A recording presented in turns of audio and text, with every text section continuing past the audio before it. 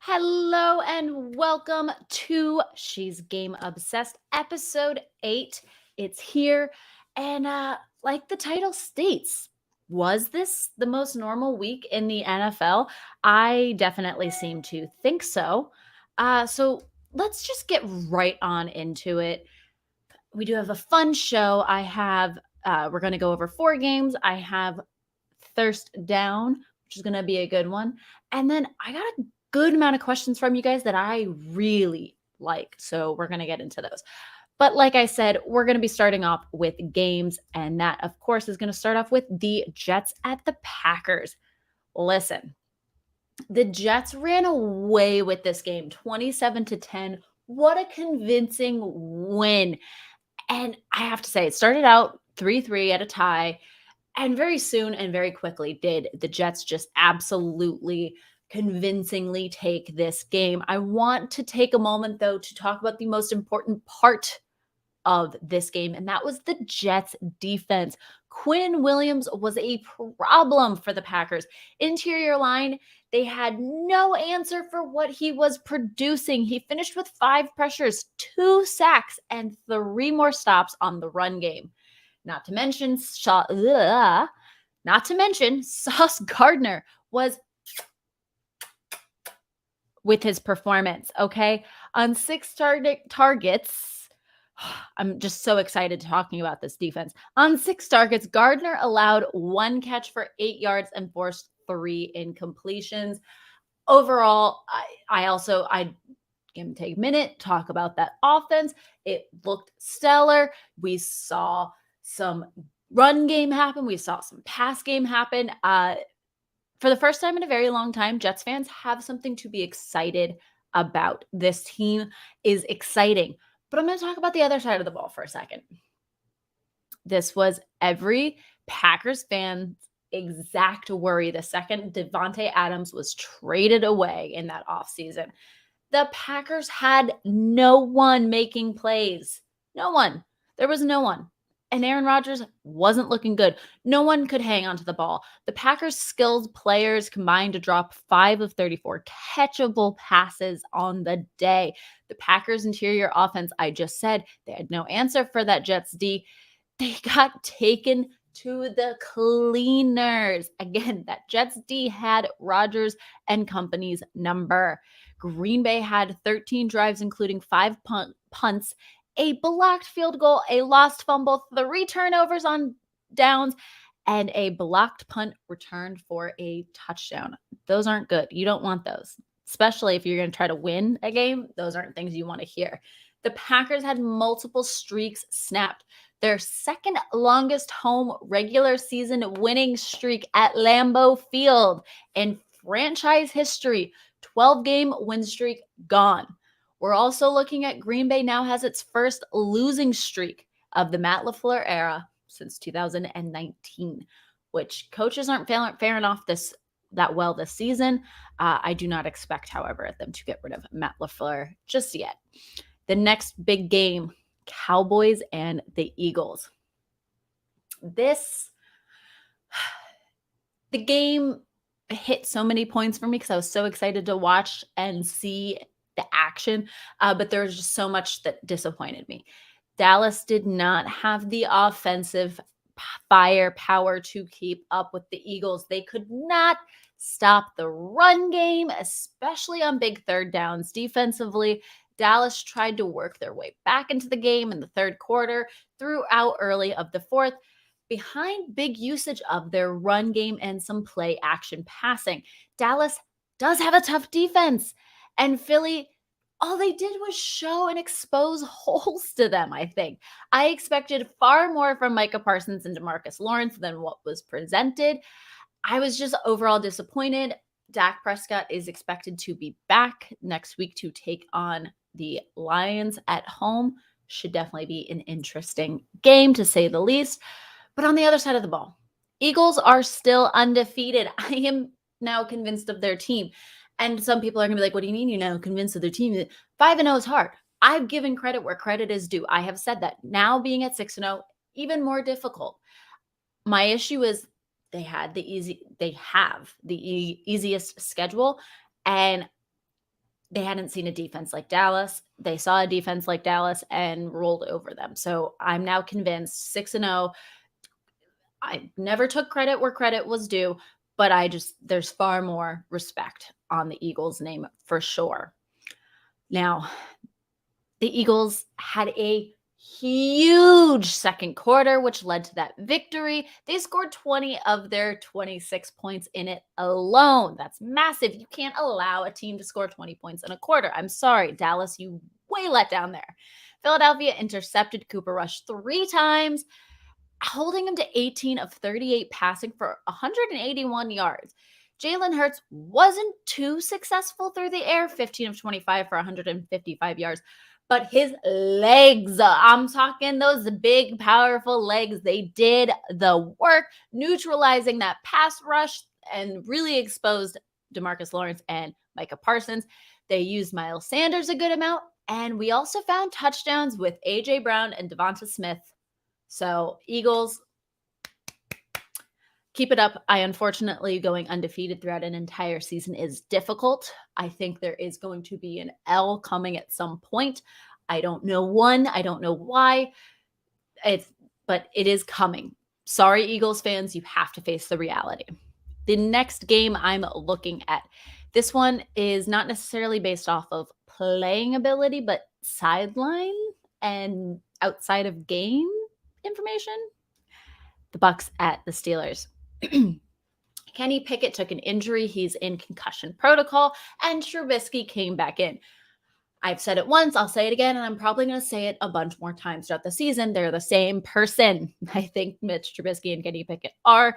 Pickett led the Steelers to a 13-12 lead after starting the game with a first career touchdown pass on a 6-yard strike to Najee Harris.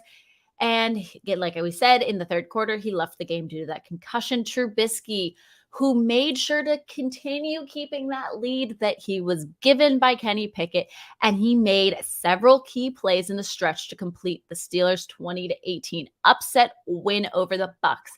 Despite playing without several starters, that Steelers defense was able to provide pressure on Brady while coming up with key plays in the secondary. However, the Bucs O-line is having many troubles. So, yes, this defense was good, but we're also going up against an O-line and a team that is struggling. So, how good is that? But the penalties and the lack of offense is what doomed the Bucs, who have lost 3 of their last 4 games after starting 2-0. Brady found some rhythm running but that running game was not good. It was not there, and they averaged fewer than 4 yards per carry. While they played most of the game, the Bucs' defense inability to stop Trubisky after he replaced Pickett was the number one problem. Now, again, like I said, the real reason I wanted to talk about this game, Bucs have been struggling. That's no secret. We've all been watching the same games. We've been watching the same O-line. We've been watching the same Brady. We've been watching the same run game. We've been watching the same receiver core. We've been watching the same defense. There is problems on all sides of the ball. My issue is, where's the accountability to be held? Is it one person? Is it one part of the offense, one part of the defense, one player? And Brady seems to want to yell at his offensive line. Listen, I think this is an interesting take. He skips win days already just from his veteran status, and that's fine. That doesn't bother me because, you know what, after 20 plus years in the league, fine, take a day off. I think the issue I'm having is the Friday night wedding, flying separate from the team. He just seems to be removing himself from being a team player. He's not being relatable. He's not being that guy that we've seen with the Buccaneers and with the Patriots. He's normally like gung-ho, number one team player. And it just seems like there's an absolute removal. Obviously, we've all talked about it. We all know about it. The at-home issues that are mentally blocking him for sure. But then just removing yourself from a team, flying separately, taking your Wednesdays off. there just seems to be laziness. And I don't think Brady is 100% the problem, but I think his leadership is becoming a bigger problem than what people necessarily want to address with this Bucs team. Um, so hopefully this week 6 was a wake-up call for them. But I'm moving on to the next game, that Sunday afternoon game of the week, Bills at the Chiefs. Revenge game successful. Check. The Bills have the best record in the AFC. Both sides of this game started off slow. They were trying for big plays and ended up with some turnovers. But once Allen's connection with Diggs picked up, that offense found its rhythm. And boy, did Diggs put on a clinic out wide. Finishing with 10 catches for 148 yards and a score. Allen showcased his trust with all of his outlets. We saw Dawson Knox. We saw Gabe Davis. But it didn't stop there. The defense came in huge for this Bills win. Taron Johnson jumping in front of that late Patrick Mahomes pass to seal the victory. Von Miller was playing big games and coming up alongside the defense, playing exactly when they needed to play and making the plays they needed to. Now, on the opposite side of the ball, Mahomes and company, what are you guys doing? What are you guys doing?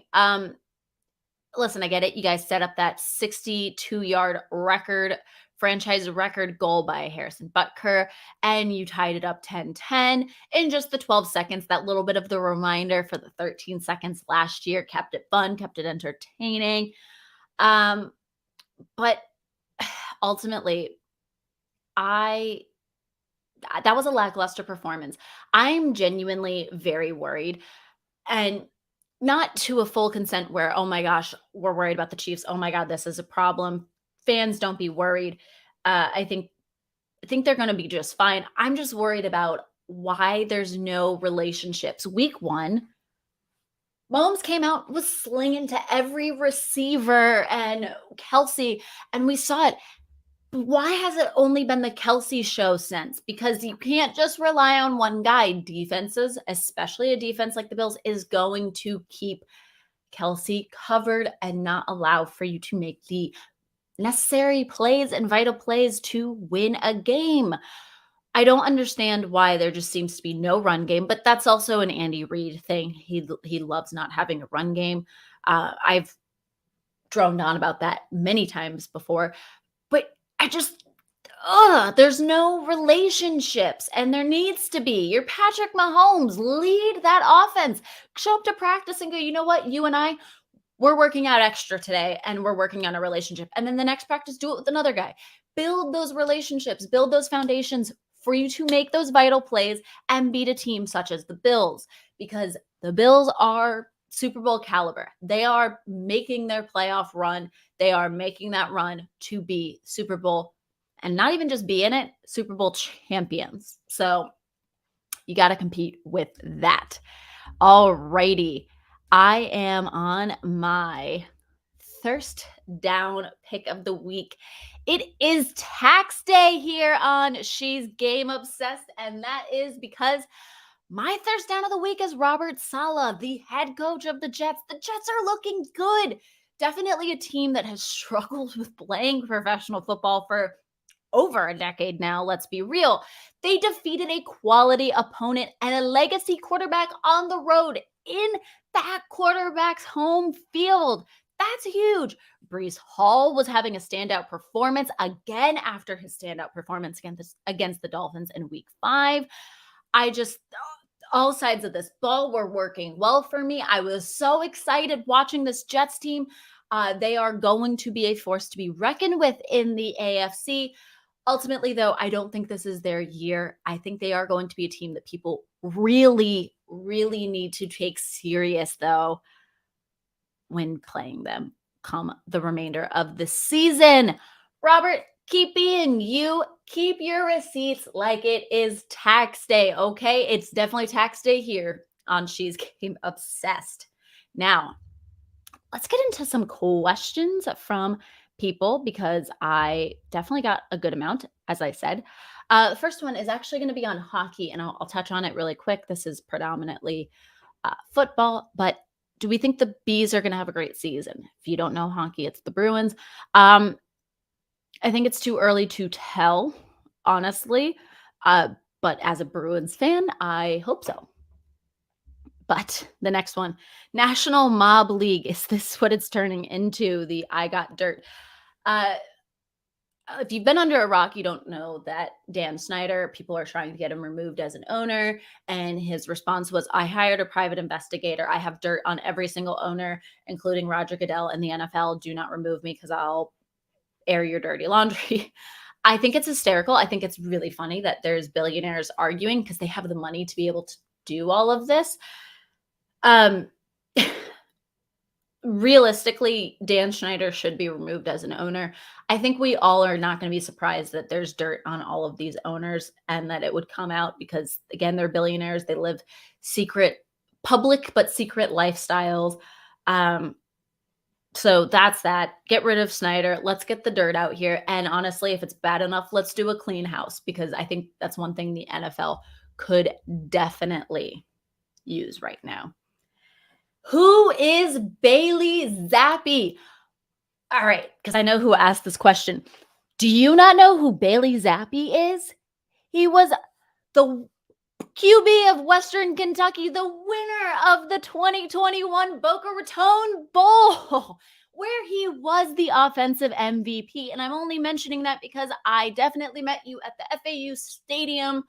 And we have also been to numerous Boca Raton Bowls together. So that's who he is. He is, unbeknownst to him, and definitely he was not trying to, starting a quarterback controversy in New England. I think we see him play for the Patriots. I don't know if I would see him the remainder of this year just because Mac Jones is the guy they paid. But here's where there's a difference on this. Tom Brady was with the Patriots forever, his whole career. He grew into having a relationship with Bill Belichick and Robert Kraft. And when Bill Belichick, who was the head coach, let's be real, we all know it was over Jimmy Garoppolo. We can all stop pretending that that was the reason there's a riff. When Bill Belichick said, I think Jimmy Garoppolo is the future of our team, and I wanted to start playing him more, Tom Brady had a strong enough relationship to walk up to Robert Kraft and go, that's not happening. This is my team. I already know what it's like to watch somebody lose their job. I laugh. It's really not that funny. It's very sad, but that's what happened. And he basically told Robert Kraft he wasn't going to let that happen. Robert Kraft stepped on Bill Belichick's toes, and that's what we got. Mac Jones does not have a relationship like that with Robert Kraft. So I think there's the very real aspect. We will see a controversy. And he's playing great football for somebody that was a third string quarterback. I'm just very excited for him, to be quite honest. And I would love to see more of him, see what he can produce for a career. Are the Baltimore Ravens in trouble? So I did not talk about them, that game on purpose because that was an ugly game. And I say that every week. I shouldn't be surprised. It was the Giants, but it was ugly not because of the Giants. The Giants actually played, in my opinion, I think good strategic football. Yes, they probably had ugly plays here and there, and they definitely did. It's the Giants. That Ravens offense and defense, I don't know what it is about fourth quarter and why they can just not. They just don't. They can't. That's my analysis. They can't. They don't do it. I don't understand. There's people talking about John Harbaugh if he is going to be ousted at the end of the season. I personally don't think so, but we shall see. They need to turn it around. They need to. Lamar is definitely having an MVP caliber game, but if he can't play in the fourth quarter and they can't finish a game, it unfortunately does fall back on him because he is the face. He is the leader. The other big thing that I think the Ravens need to focus on, and I get it, but also you need to stop doing, Stop relying on Justin Tucker. He is a kicker. Yes, he's supposed to come in and do that 3 points to win the end of a game. I get it. And Justin Tucker is clearly capable of doing that. We've seen it before many times. But it just seems like we paid him wide receiver money, as people said it, and he is deserving of it. But it just seems like he is the offense. If Lamar and Andrews can't get it done, and J.K. Dobbins can't help run and Lamar can't help run, it's like all of a sudden it's Tucker time and he is the offense. Excuse me. That's that. Top 3 MVP candidates at this moment. Number 1, obviously, Josh Allen. Trailing 24-20 with 5 minutes left in the game.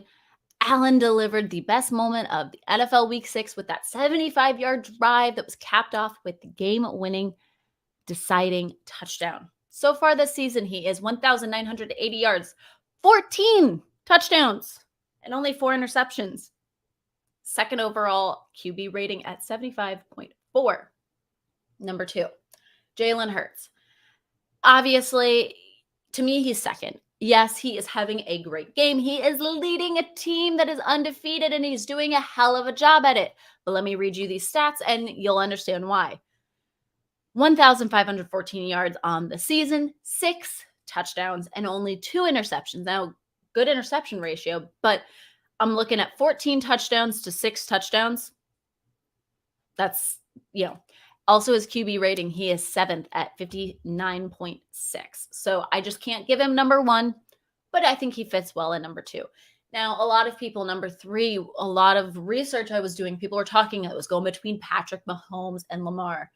And again, Lamar's having a MVP caliber season, but the team needs to figure it out because he's starting to make stupid decisions. Patrick Mahomes has been way too inconsistent, I think, for me to even begin thinking about an MVP award for him. So I gotta go with a wide receiver because the other quarterbacks are just not giving me a award. And that's going to be Stephon Diggs. I get it. It's the Bills. There's 2 Bills in this MVP candidate.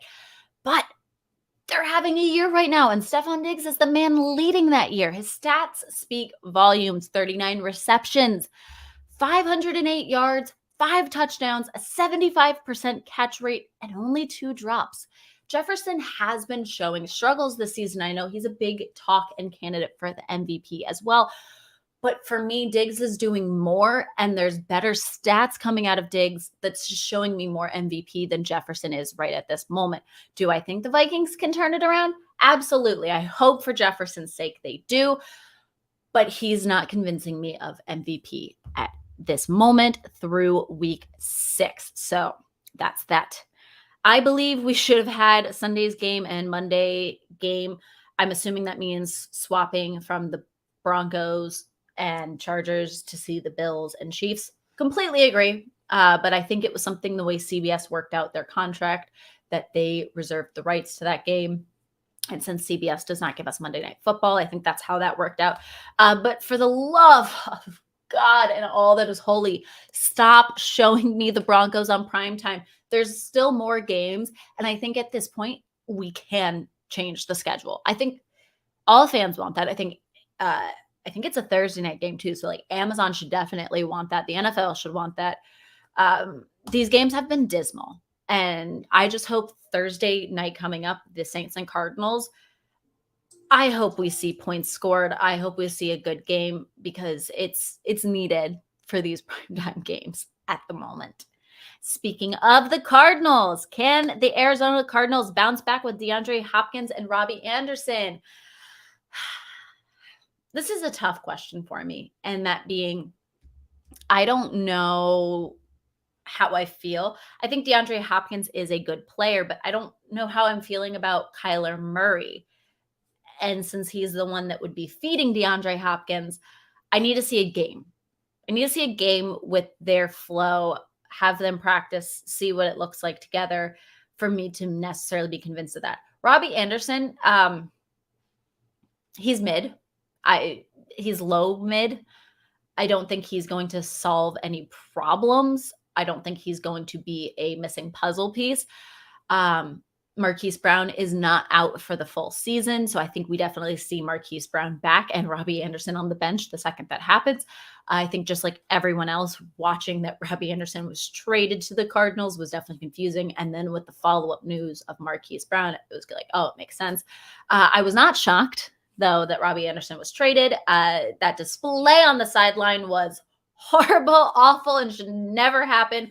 To me, it's giving bad attitude, and I don't want him on my team. The Cardinals were desperate, so it makes sense. But if I'm a head coach, if I'm a front office, I look at that and go, I do not want that bad juju on my team. But that is it for She's Game Obsessed. I had a wonderful time talking with you. I will be back Thursday, where we will be talking Week 7 preview games, which, like I said, this is the most normal week in the NFL. So are we normalizing? It would only make sense. We're about almost midway through the season. So yeah, let's go. Otherwise, that's it for me. Bye, guys.